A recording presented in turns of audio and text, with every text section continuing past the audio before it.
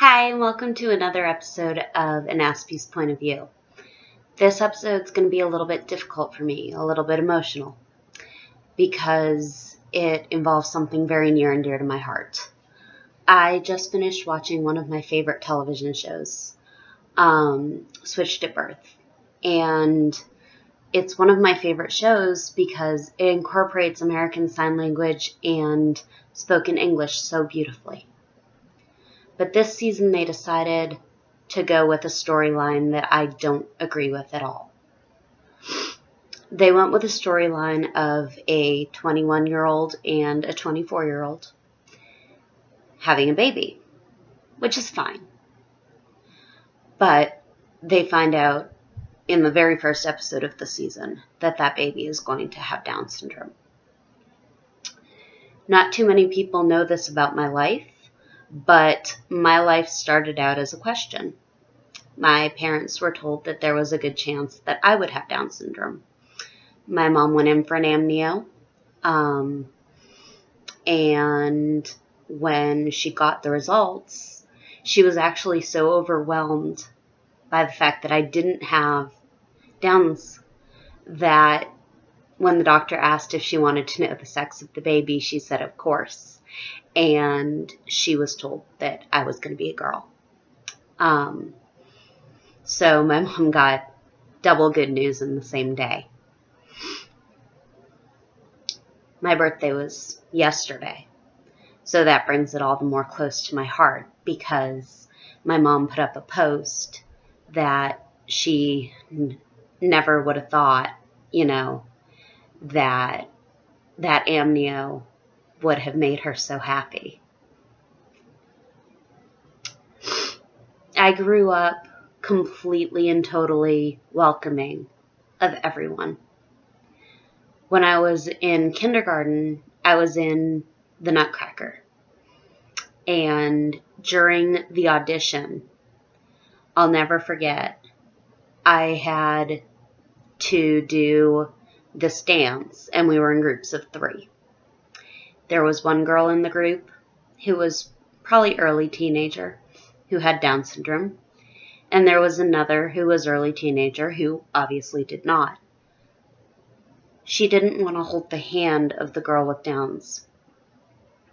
So I stepped in between them, put one hand out, put the other hand out, and said, "Can we dance now?" That was who I was. It always was. My dance teacher's daughter, someone I care so deeply for, I think of her like a sister, has Down syndrome. I love spending time with her. She has the biggest heart out of anyone I've ever met. And Emma, my Emma, she's deaf and she has Downs. I worked with her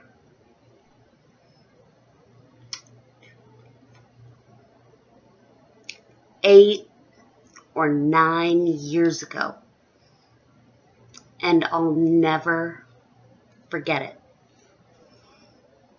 I wrote my essay about her for college. She was the reason I went to school for speech, language, and hearing sciences. She was my inspiration. And anytime I'm down or depressed, I think about Emma, and I think about Kelly Lynn, and I think about the person that I could have been. And I get that inspiration. I get that second wind, whatever you want to call it. I get their power. And there's something so great about that. There really is. And to watch a television show that you have loved because of its diversity, because of its acceptance of people with disabilities, and to hear the word and I never use this word, retard, or to hear people like them, it hurts my soul, because it's clear that whoever wrote that episode doesn't understand. Sure, they showed people saying that adversity is what makes your life stronger, and they showed some kids with Downs who are doing great, but that word, I don't know that I will ever watch that show again. And it's a shame, because it's one of my favorite shows. But since the beginning of this season, they've been contemplating abortion, adoption, talking about how this child's going to ruin their life. And I've had it. When they used the R word today, I had it. Someone in that writer's room, someone in that directing room, someone somewhere should have said, too far. You've gone too far. But nobody did. I just went on Twitter, and one of the people who created the show actually said she knew people would get upset about the use of the R word, and she used it anyways.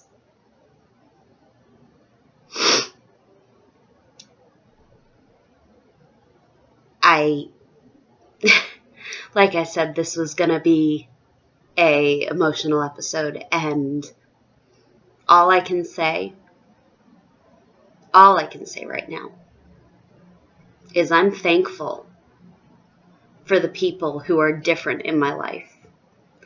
I'm thankful for those kids like that, because you know what?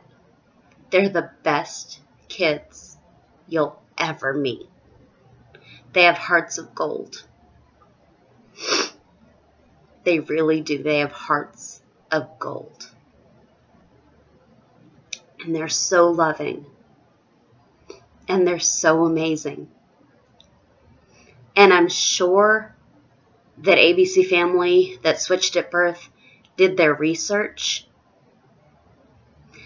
But I wonder how much time they actually spent with kids with Down syndrome before they started writing this season. Because I understand that these are all things that happen behind closed doors,